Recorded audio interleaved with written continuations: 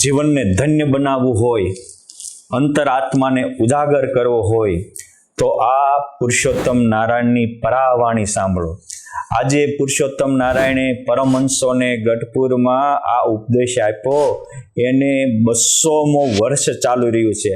આ ભગવાન સ્વામિનારાયણે આજથી 200 વર્ષ પહેલા વસંત પંચમીના પાવન દિવસે આ ઉપદેશ આપેલો. આ એની દ્વિશતાબ્દી મહોત્સવ નિમિત્તે આ ઉપદેશને આપણે અંગીકાર કરી જીવનને ધન્ય બનાવીએ. પુરુષોત્તમ નારાયણ ગઢપુરમાં પરમહંસોની સભા કરીને આજથી 200 વર્ષ પહેલા બેઠા હતા અને પોતાના મુખારવિંદની આગળ પરમહંસોની સભા ભરાઈને બેઠી હતી. ત્યારે મહારાજે જે પોકાર કર્યો એ આપણા અંતરમાં હોકારા કરે એવો છે. એ પોકાર એ આપણા જીવનને ધિક્કારના પાત્ર મટાવીને ધન્યવાદના પાત્ર બનાવે એવા છે. મહારાજ કહે છે, હે પરમહંસો, જેવા પુરુષોત્તમ નારાયણ અક્ષરધામમાં છે એવા ને એવા જ તમારા જીવાત્મામાં અખંડ બિરાજમાન છે. માટે હૈયામાં અને બહાર પુરુષોત્તમ નારાયણની મૂર્તિ ધારીને ભજન કરજો. હું અખંડ તમારી ભેળો રહીશ, તમારા સર્વે સંકટોને નિવારીશ, તમારી એક એક મનોકામના પૂર્ણ કરીશ. હે પરમહંસો, અજીત એવા જે ભગવાન એને ભક્તિએ કરીને પ્રેમે કરીને જીતવા, કેમ જે પ્રેમી જનને વશપાતળ્યો શ્યામ સુંદર સુખ કારી રે. વળી કે છે અચળ અડગ અવિનાશી એવા ભગવાનને જ્ઞાને કરીને ઓળખતા શીખવું કે બાપ આપણને જે મળ્યા એ કરોડો બ્રહ્માંડના કિંગ છે. સર્વ કારણના કારણ દેવાનામ યપ્યો દેવ ઈશ્વરાણામ તથેશ્વર કાલસ્યાપ્ય કાલ કારણાનામ ચ કારણમ. એવા પુરુષોત્તમ નારાયણ આજ મને ને તમને મળ્યા છે.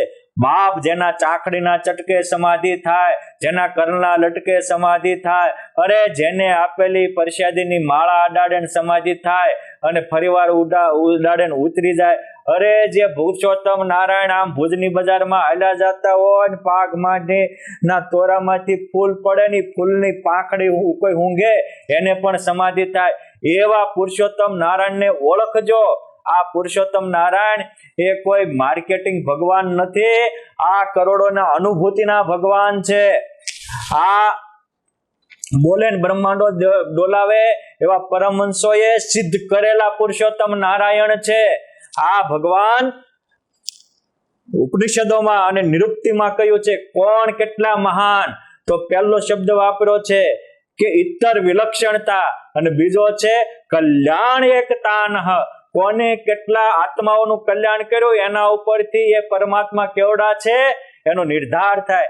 કેમ જે આજ સુધી ઋષિ મુનિઓએ અને મોટા મોટા મહાન સંતો ભક્તોએ અનેક પ્રકારની સાધના આરાધના કરી છે, લાખો લાખો ને હજારો હજારો વર્ષની તપશ્ચર્યા કરી છે. એનું ફળ હતું મુક્તિ. ભુક્તિ નહીં મુક્તિ, તો પણ મુક્તિને અને એને 4 હાથનું છેટું રહ્યું એવું કહેવાય છે. રામાયણમાં પણ લખ્યું છે કોટી જન્મ મુનિ જતન કરાઈ અંતે રામ આવત નહીં. કરોડો જન્મ સુધી કોઈ સાધના આરાધના કરે તો અંતે દર્શન ન થાય. આવો સ્વામિનારાયણના દરબારમાં એવો હરિભક્ત કોણ કાવે જેને અંતે તેડવા ન આવે. એક હરિભગતને વૈકુંઠ ધામમાંથી વિમાનો આવ્યા હોય અને અજામેલને લેવા માટે અને યમપુરીમાંથી યમદૂતો આવ્યા હોય. ભાગવતજીમાં સ્પષ્ટ લખ્યું છે સપ્તમ સ્કંધમાં અજામેલના આખ્યાનમાં કે પછી આ બંને કે છે કે તમે ન લઈ જવા દેવી, ન લઈ જવા દેવી. ત્યારે પછી કે છે કે એક કામ કરીએ, આપણે શાંતિથી આ સુઝાવ કરીએ, આ અજામેલને ગંગાના કિનારે મૂકીએ, 12 વર્ષ સુધી અખંડ સાધના આરાધના કરે તો એ વૈકુંઠમાં જાય અને નરકનો અધિકારી થાય. આ રીતે વૈકુંઠમાંથી આવેલા પાર્ષદો અજામેલને ગંગાના કિનારે મૂકીને ગયા. એ ભાગવતજીમાં સ્પષ્ટ વાત છે. નો મનાતું હોય તો વાંચી લેજો. મારે એ કહેવું છે આવો સ્વામિનારાયણના દરબારમાં, અરે સ્વામિનારાયણના સાધુ નરકના કુંડમાં જાય અને યમદૂતોને ભગાડી અને વાલે નરકના કુંડ ખાલી કર્યા. ભૂખ્યા યમગણ કર ઘસી પસ્તાય. નારાયણ પ્રબળ પ્રતાપ છે. આ નજરે દેખેલા આંખે દેખેલા અહેવાલો છે. સ્વામિનારાયણના એક સત્સંગી હોય તો પણ અનેકનો ઉદ્ધાર કરે. એક વશરામ સુતાર એની પાસે આવી અને પંડિતો ભગવાનની આગળ ત્યાં ભાદરામાં પંડિત ઉમૈયા શંકર 2 શ્લોકો બોલે, હજારોને સમાધિ થઈ જાય. એ પૂછ્યું કે આ હું? ત્યારે ભગવાન કહે છે કે આ પ્રગટ પુરુષોત્તમનો પ્રતાપ છે. અને આ રીતે કોઈ શ્લોક બોલે ભગવત મહિમાનો, હજારોને સમાધિ જાય, એવો મહિમા નજરે નિહાળી અને એ ભાદરાના વશરામ સુતાર વાડીએ જાય અને એમ થાય કે મારું તો કલ્યાણ થયું, આ કીડિયારોનું કેદી કલ્યાણ થાય? અને લાખો વિમાનો આવે અને એ કીડિયારું પણ દિવ્ય દેહ ધારીને સીધા પરમધામને પામે. આ પુરુષોત્તમ નારાયણનો પ્રતાપ છે. આ ઓળખી લેજો. અહીંયા કે છે કે અચળ, અવિનાશી, અલૌકિક એવા પુરુષોત્તમ નારાયણને જ્ઞાનથી ઓળખજો, બેડો પાર થઈ જાય છે. આ પુરુષોત્તમ નારાયણ પોતે કે છે કે આ રીતે ઓળખો. જેના સેવક સંકલ્પ કરે તેથી અનંત જીવ ઉધરે, અવતાર અને અવતારી બેની રીત એટલી ન્યારી. આ કવિશ્વર દલપતરામ જે સાક્ષર હતા એમને પોતાની કલમે સુવર્ણ અક્ષરે નોંધ્યું છે. વળી પુરુષોત્તમ નારાયણ એવું અહીં બોલે છે કે હે પરમહંસો, નિષ્પૃહી એવા જે ભગવાન, એને સેવાએ કરીને પ્રસન્ન કરતા શીખવું. અને કોઈ પણને રાજી કરવા હોય તો એની સેવા કરવી બહુ જરૂરી છે. માણસ જ્યારે સેવા કરે ત્યારે એનું જીવન ધન્ય ધન્ય બની જાય છે. વળી જે અવર્ણનીય છે, અલખનીય, અલખન નિરંજન એટલે કે જેને કોઈ લખી શકતા નથી એવા પુરુષોત્તમ નારાયણ છે. એને શુદ્ધ બ્રહ્મરૂપ થઈ, નિજાત્માનમ બ્રહ્મરૂપ થઈ અને વર્ણી કહેતા વરવા યોગ્ય બનવું. બહુ જન્મ જેને તેને ભર્યા અને 184 ગોથા ખાધા. એક જન્મ પુરુષોત્તમને પરણો, બેડો પાર થઈ જાય છે. બાપ દેહના તો દેહ સાથે કરોડો જન્મ લગ્ન કર્યા, પણ આત્માના પરમાત્મા સાથે લગ્ન કરવાના રહી ન જાય. માટે સાવધાન. જે વ્યક્તિ પોતાના આત્માને પરમાત્મા સાથે પરણાવે છે એ જ યશસ્વી બને છે, એ જ તેજસ્વી બને છે, એ જ છતાં દેહ જીવન મુક્ત બને છે, એ જ છતાં દેહ અનાદિ મુક્ત બને છે. બાકી જે દેહના કીડા બની અને ભોગમાં ફસાયા એ તો ક્યાંના ક્યાં જશે એનું કોઈ નિશ્ચિત નથી. એટલે કે છે કે શુદ્ધ બનીને, નિજાત્માનમ બ્રહ્મરૂપ શુદ્ધ બનીને પુરુષોત્તમને વર્ણનીય બનવું. આત્મારામ અને પૂર્ણ કામ એવા પુરુષોત્તમ નારાયણ ઘરે ઘરે આજે તેડવા આવે છે. માટે એને નમ્ર બનીને, દાસ બનીને, એની ભક્તિ કરીને એના કૃપાના પાત્ર બનવું, ભક્તિના ભાજન બનવું. ઓલે કે છે કે આજ પુરુષોત્તમ નારાયણ સોંઘા થયા છે. નિષ્કુળાનંદ સ્વામી કે લેરી આવ્યા આજ લહેરમાં, મેર કરી મહેરબાન, દુખિયા જીવ સુખિયા કર્યા અને પાપી કર્યા પુણ્યવાન. સ્વામી તો ત્યાં સુધી બોલ્યા કે અઢળ ઢળો અલ બેલડો અને કસર ન રાખી કાંઈ. આજ પુરુષોત્તમ નારાયણ અઢળ ઢળ્યા છે, ભાગ્યના ભંડાર ખોલ્યા છે, કલ્યાણના કોટ ઉગાડ્યા છે. ભાગ્ય જાગ્યા રે આજે જાણવા મળ્યા પ્રભુ પ્રગટ પ્રમાણ. એક કલ્યાણ તો ક્યાં કહું, થયા કોટી કલ્યાણ. આવા સોંઘા પુરુષોત્તમ નારાયણ થયા છે. માટે આપણે પણ કોઈ ગાળ દે કે મારે કે ભૂંડું કરે તો એના પણ હિત થાય એવા સંકલ્પ કરવા. અમુક તો મોટા સાધુ કહેવાતા હોય તો એની ઈચ્છા પૂર્તિ ન કરે તો નિષ્કુળાનંદ સ્વામીએ કીધું કે એ તો પછી ડરાવશે શાપે. શાપ દે કે અમારું આમ કરશો તમારું ધનોત પનોત નીકળી જાય છે. માનો આવું જે શાપ દઈને ડરાવતા હોય એને સ્વામિનારાયણની ઉપાસનામાં બહુ કાચક કહેવાય. એ તો બાપ છોકરો મોટો થાય એટલે ઈચ્છા હોય કે ન હોય કુદરતી ક્રમ મુજબ એને મૂછ દાઢી આવે જ. આપણી ઉંમર 45-50 વર્ષની થાય, આપણી ઈચ્છા હોય કે ન હોય કાળા મટીને ધોળા વાળ થાય જ. આ કુદરતનો ક્રમ છે. એ જ રીતે આપણા જેના નિર્માની ભગવાન એના જનને કેમ જોઈએ માન. ભગવાને પણ સહન કર્યું છે, માટે થોડું સહન કરો. એ પાડાખાર મૂકીને પરસ્પર પ્રેમ કરતા શીખો. આ મહારાજનું વચન છે. એ જેને પુરુષોત્તમનો નિશ્ચય હોય એમાં પુરુષોત્તમ નારાયણના ઉદારતા, વિશાળતા, કરુણા, દયા આ ગુણ આવે તો સમજવાનું કે આને ભગવાનનો નિશ્ચય છે. જે કૂપમંડુક હોય, પોતાનાને પ્યારા અને બાકી સ્વામિનારાયણના બધા માનતા હોય એને નઠારા માનતા હોય, બાપ એનાથી બચજો. સ્વામિનારાયણનો જે હોય, મહારાજે કીધું તુલસીદાસજીને રામની ભક્તિ હતી, તો તુલસીદાસજીની આ વાતને પુરુષોત્તમ નારાયણે વચનાવતમાં ટાંકી કે તુલસી જાકે મુખન સે ભૂલે નિકસે રામ તાકે પગ કી પહાનિયા મેરે તન કી ચામ. અને ઉદ્ધવજીની વાત તો ભગવાને કાર્યાણીના 9મા અંત્યના બીજા વચનામૃતમાં, મધ્યના વચનામૃતમાં એમ 5 વાર ઉદ્ધવજીની વાત ટાંકી કે ઉદ્ધવજીને જો ભગવાનનો નિશ્ચય હતો તો ભગવાનના ભક્ત ગોપીઓને ભગવાનમાં પ્રેમ જોયો તો તરત જ ભગવાન પાસે એવું માગ્યું કે આ ગોપીઓની ચરણ રજ પડતી હોય ત્યાં મને 3 લતાનો અવતાર આપો. આ મહિમા ભગવાનના સંબંધમાં આવેલા ને જે ભવ્ય અને દિવ્ય માની શકે એ જ પુરુષોત્તમ નારાયણનો ઉપાસક છે. બાકી પોતાના ગ્રુપમાં આવેલા હારા અને બાકી નઠારા એ વ્યક્તિવાદક છે, વ્યક્તિ પૂજક છે, અને એને પુરુષોત્તમ નારાયણને ઘણું છેટું છે. બાકી જો સાચી પુરુષોત્તમની નિષ્ઠા હોય તો સ્વામી નારાયણ લેવત નામા તાકો માનું મેં અક્ષરધામા. સાગરની આખી કથા કહેવી કરવી હેલી છે, પરંતુ ભગવાનના નામ લે એને અક્ષરધામ માનવા એ સાગરની સમજણ આવવી એ સાગર કથાનું ફળ છે. આપણામાં પણ એવી સાગર કથાની દિવ્ય અનુભૂતિ આવે એવી હું પરમ કૃપાળુ પરમાત્માને પ્રાર્થના કરું છું. અહીંયા કહે છે કે આવી રીતે ભગવાનના સંબંધવાળાને દિવ્ય માનજો, હું તમને દિવ્ય બનાવી દઈશ. દિવ્ય મતિ વિના દિવ્ય ગતિ થાય નહીં, અને દિવ્ય મતિ એ ભગવાનને કેન્દ્રમાં રાખીને રાખો એ જ ગણાય છે. ઓલી મહારાજ કહે છે અનંત કોટી બ્રહ્માંડમાં જીવ માત્ર અને સુખ દુઃખનો સંબંધ થાય છે, તેના કરતા હરતા પુરુષોત્તમ નારાયણ એક છે. હે પરમહંસો, અમારા વિના અનંત બ્રહ્માંડમાં કોઈને ધાર્યું કાંઈ થતું નથી, માટે એમ સમજીને તમે અમારા વિશ્વાસે રહેજો, અમે તમારો પળમાં બેડો પાર કરશું. વિકલ્પ રહિત વિશ્વાસ રાખજો, તમારા એક એક શ્વાસના દોરી મારા હાથમાં રાખીશ અને તમને વિશ્વ વંદનીય બનાવીશ, અનંતનો આદર્શ અને તેજસ્વી બનાવીશ.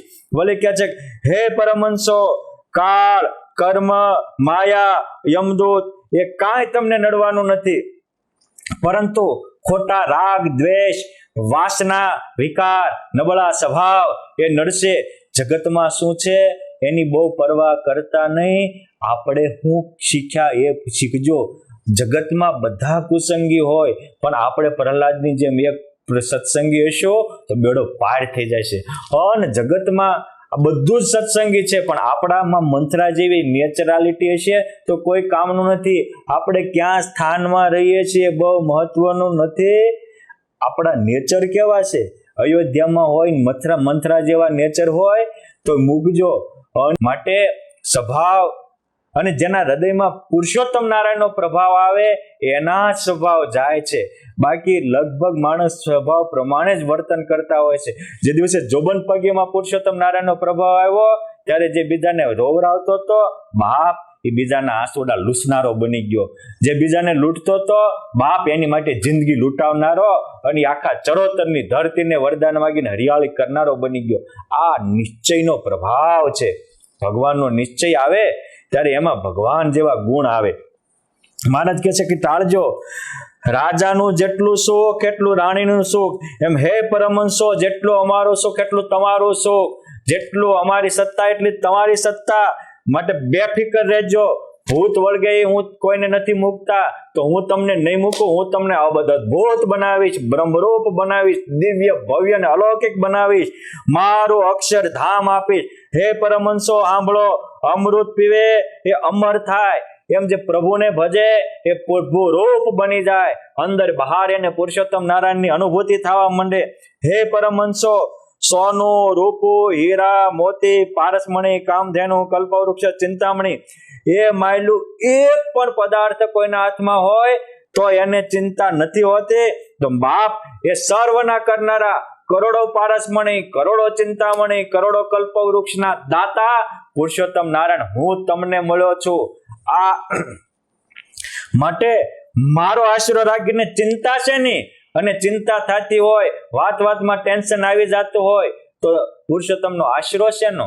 એક વસ્તુ ભક્તો યાદ રાખજો, જ્યાં બહુ વકીલો વધી ગયા હોય ત્યાં સમજવાનું કે સમાજનું નૈતિક પતન થઈ ચૂક્યું છે.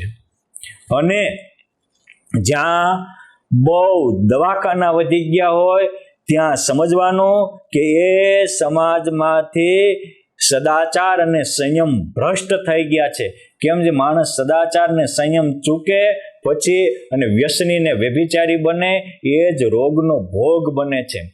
એ રીતે જ્યાં બહુ કેમેરા વધી ગયા હોય ત્યાં યાદ રાખજો કે એ સમાજ હવે ભાવની દુનિયામાંથી ભ્રષ્ટ થઈને ભયની દુનિયામાં જીવતો થઈ ગયો છે. માટે સુખી થવું હોય, ચિંતા મુક્ત અને ચેનથી જીવન જીવવું હોય તો ભયથી નહીં ભાવથી જીવો, વેમમાં નહીં પ્રેમમાં જીવો. અરે મારા બાપ કેમેરાના સીસીટીવી કેમેરાના વિશ્વાસે નહીં, કોકના દિલના વિશ્વાસે જીવો, પુરુષોત્તમ નારાયણના વિશ્વાસે જીવો, બેડો પાર થઈ જાય છે. આ પુરુષોત્તમ નારાયણના વચનો છે. મહારાજ કહે છે હું અનંતનો સર્જનહારો તમને મળ્યો છે, તમે મારો ભરોસો રાખો, હું તમારો ઉદ્ધાર કરનારો હું છું. ઓલે કહે છે હે પરમહંસો, શીલ વિના શોભા નહીં, સંતોષ વિના શાંતિ નહીં, ગુરુ વિના જ્ઞાન નહીં, અને જ્ઞાન વિના સત્ય અસત્યનો વિવેક નહીં, અને સત્ય અસત્યના વિવેક વિના માણસનો આદર નથી થતો.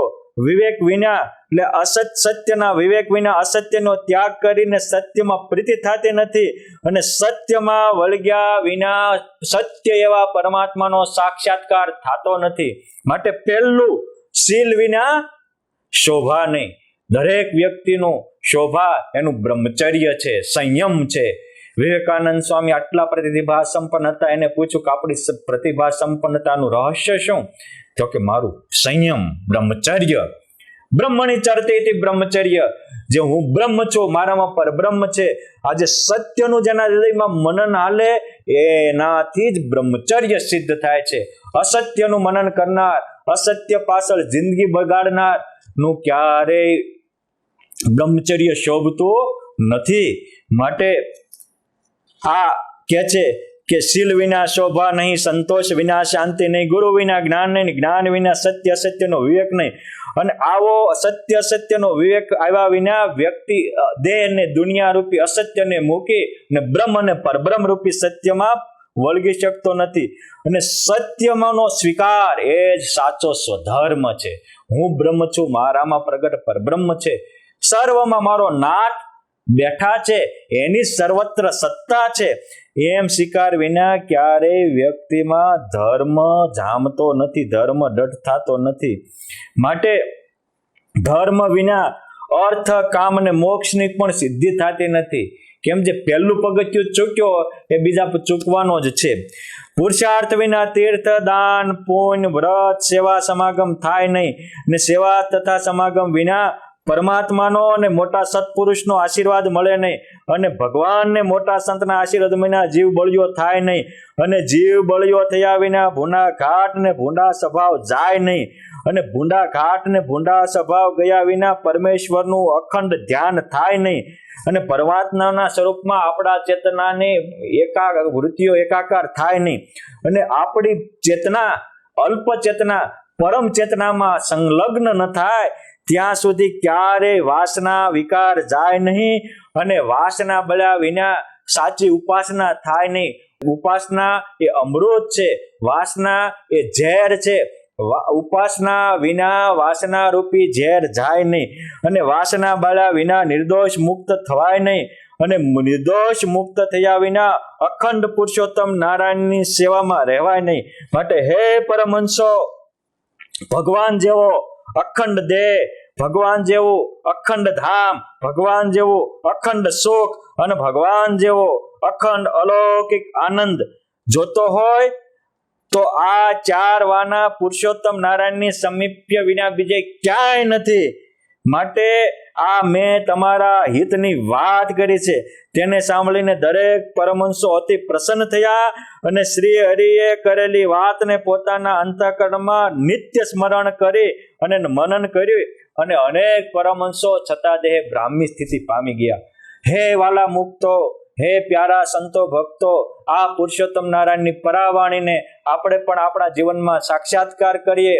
અને ભગવાન જ મારો આકાર છે, ભગવાન જ મારો આનંદ છે, ભગવાન જ મારો આધાર છે, ભગવાન જ મારો અનુભવ છે, આ સત્યને સ્વીકારી અને આપણા જીવનને ધન્ય ધન્ય બનાવીએ.